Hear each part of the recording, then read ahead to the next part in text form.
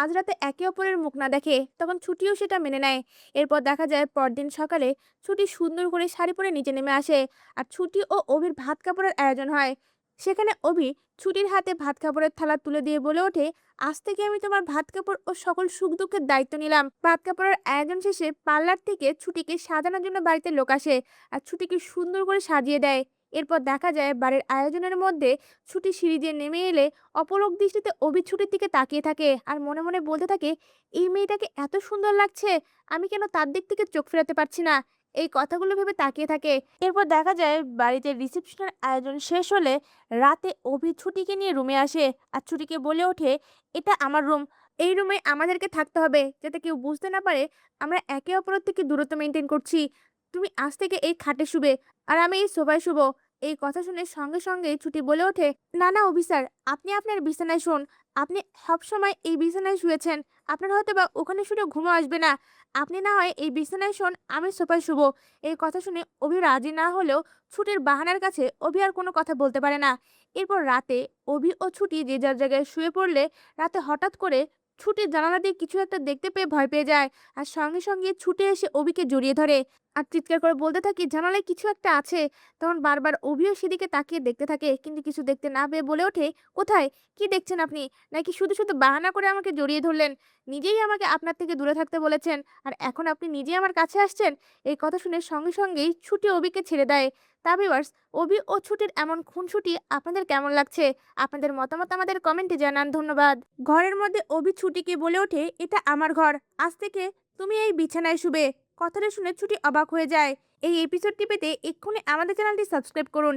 এই পর্বে দেখা যায় অভি বাড়ির সকলের সামনেই বলে ওঠে, আমি ছুটিকে ভালোবেসে বিয়ে করেছি, আমরা একে অপরকে খুব ভালোবাসি। অভির মুখে এই কথা শুনে ঠাম্মি খুব কষ্ট পায়, কিন্তু অভির মা খুশি হয়ে ছুটিকে বরণ করে ঘরে ঢুকায়। এরপর দেখা যায় অভি ছুটিকে নিয়ে তার ঘরে যায় আর ছুটিকে তার বিছানা দেখিয়ে বলে ওঠে, এটা আমার ঘর, তুমি আজ থেকে এই বিছানায় শুবে।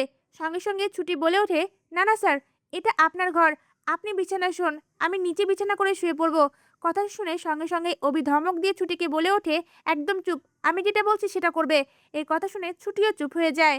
এরপর দেখা যায় অভি তার আলমারি থেকে চাদর বের করে নিচে বিছানা করে। তখন ছুটি আবারও অভিকে বলে ওঠে, অভি স্যার, আপনার কিন্তু নিচে শোয়ার অভ্যাস নেই, আমার কিন্তু আছে, আপনি কিন্তু উপরে শুতে পারেন। আর তাছাড়া আপনার বিছানাটা অনেক বড় আছে, আপনি চাইলে অর্ধেকটাই শুতে পারেন আর আমি বাকি অর্ধেকটাই শুবো। এই কথা শুনে অভি বলে ওঠে, তোমাকে না বলেছি চুপ থাকতে, আর কোনো কথা বলবে না, শুয়ে পড়ো। এই কথা শুনে ছুটি মনে মনে বলতে থাকে, ঠিকই, যখন নিচে শুতে পারবে না সুরসুর করে উপরে উঠে আসবে। এই বলে মুচকি হেসে ছুটি শুয়ে পড়ে। এদিকে অভি নিচে বিছানা করে অনেকক্ষণ ধরে সেখানে ঘুমানোর চেষ্টা করে, কিন্তু কোনোভাবেই তার ঘুম আসে না। এপাশ ওপাশ করতে করতে এক পর্যায়ে অভি বিরক্ত হয়ে উঠে বসে একা একাই আস্তে আস্তে বলতে থাকে, এটা মনে হয় ভুলই করলাম, আমার মনে হয় প্রথমেই বিছানায় যে শোয়া উচিত ছিল, কখনো তো নিচে শুইনি। এই কথাগুলো বলার সময় ছুটি কিছুটা শুনতে পায় আর সঙ্গে সঙ্গেই বলে ওঠে, আমি কিন্তু প্রথমেই বলেছিলাম বিছানাটা অনেক বড়, এখানে কিন্তু আপনি শুলে শুতে পারেন। এই কথা শুনে অভি আর কোনো কথার উত্তর না দিয়ে সঙ্গে সঙ্গেই তার বালিশটা নিয়ে সেই বিছানায় যেয়ে শোয়।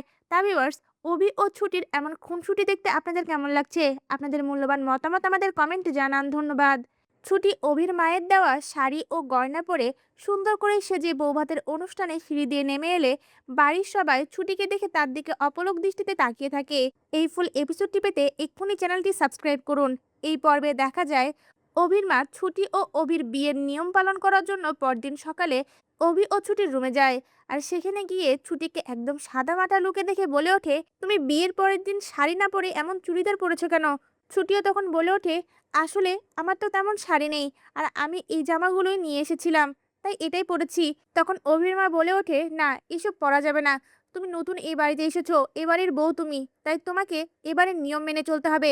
এরপর দেখা যায় অভির মা নিজের হাতেই ছুটির হাতে তার শাড়ি ও গয়না তুলে দেয় আর বলে ওঠে, এই শাড়ি আর গয়নাগুলো আমি আমার বৌভাতে পরেছিলাম, এটা এখন তোমার, তুমি এটা পরে রেডি হয়ে নিচে নেমে এসো। তখন ছুটি অভির মাকে বলে ওঠে, না না, আমি এইসব নিতে পারবো না, এসব অনেক দামি, আমি এত দামি জিনিস পরতে পারবো না।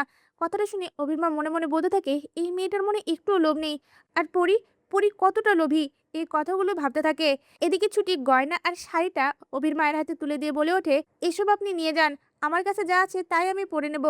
তখন অভির মা ধমকে সুরে বলে ওঠে, না তোমাকে এটাই পড়তে হবে, এটা পরে রেডি হয়ে নিচে নেমে এসো। এ বলে রুম থেকে বেরিয়ে যায়। এরপর দেখা যায় ছুটিও অভির মায়ের কথা ফেলতে না পেরে সেই শাড়ি আর গয়নাগুলো পরে আর সুন্দর করে সেজে সিঁড়িতে নেমে আসতে লাগলে অভির মা অপলক দৃষ্টিতে ছুটির দিকে তাকিয়ে থাকে আর মনে মনে বলতে থাকে, এই মেয়েটা এত সুন্দর, আমার অভি ভুল মানুষকে বিয়ে করেনি। এই কথাগুলো ভেবে মুচকি মুচকি হাসতে থাকে। তা ভিউয়ার্স, অভির মা যদি ছুটিকে রায়বাড়ির অধিকার পাইয়ে দেয়, আপনাদের দেখতে কেমন লাগবে? আপনাদের মূল্যবান মতামত আমাদের কমেন্টে জানান। ধন্যবাদ। বউভাতের অনুষ্ঠান শেষে অভি ছুটির প্রতি ভালোবাসা দেখানোর জন্য বাড়ির সকলের সামনে নিজের হাতেই ছুটিকে খাইয়ে দেয়। এই এপিসোডটি দেখতে এক্ষুনি আমাদের চ্যানেলটি সাবস্ক্রাইব করুন। এই পর্বে দেখা যায় অভি ও ছুটির বিয়েটা রায়বাড়ির কেউ মন থেকে মেনে না নিলেও অভির জন্য বাধ্য হয় বউভাতের অনুষ্ঠান করতে। সকালে ভাত কাপড়ের অনুষ্ঠানে ছুটি নিচে নেমে এলে সকলের সামনে অভির মা মন খারাপ করে ভাত খাবারের থালাটা অভির হাতে তুলে দিয়ে বলে ওঠে, অভি তুই বাড়ির সবার মনে কষ্ট দিয়ে যে কাজটা করেছিস সেজন্য আমি মন থেকে কোনো কাজই করতে পারছি না।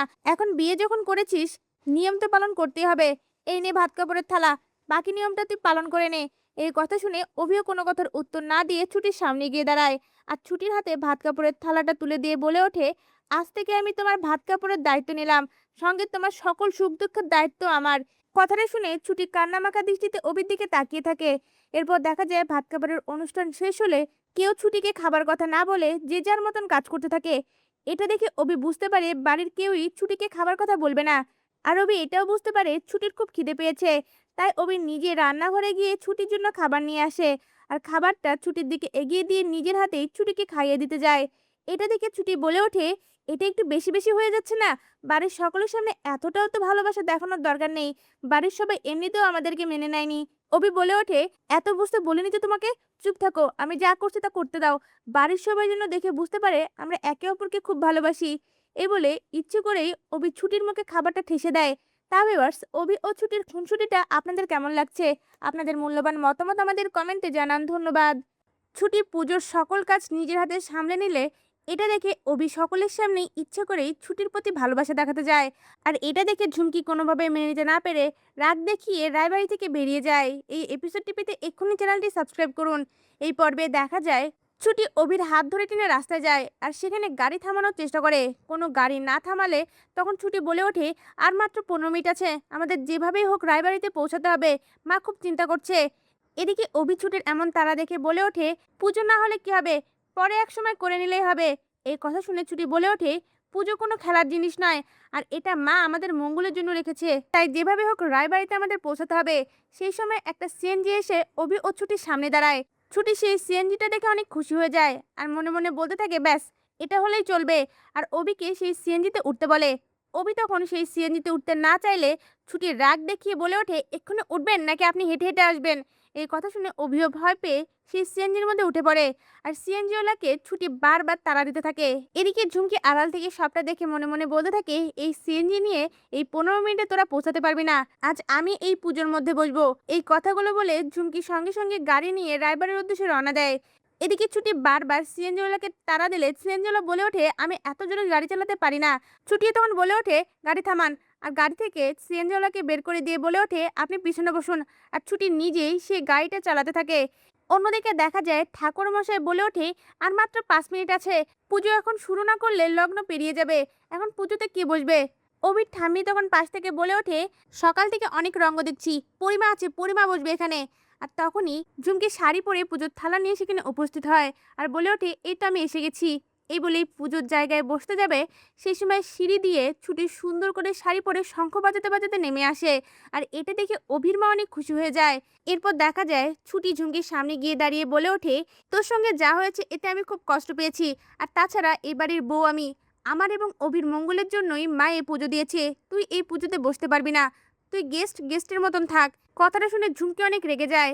এরপর দেখা যায় ছুটি অভির মায়ের সামনে গিয়ে দাঁড়িয়ে বলে ওঠে, মা তুমিও তো এ বাড়ির বউ, তুমি প্রদীপ জ্বালাও, আমি শঙ্খ বাজাচ্ছি, তবেই তো এ বাড়ির মঙ্গল হবে।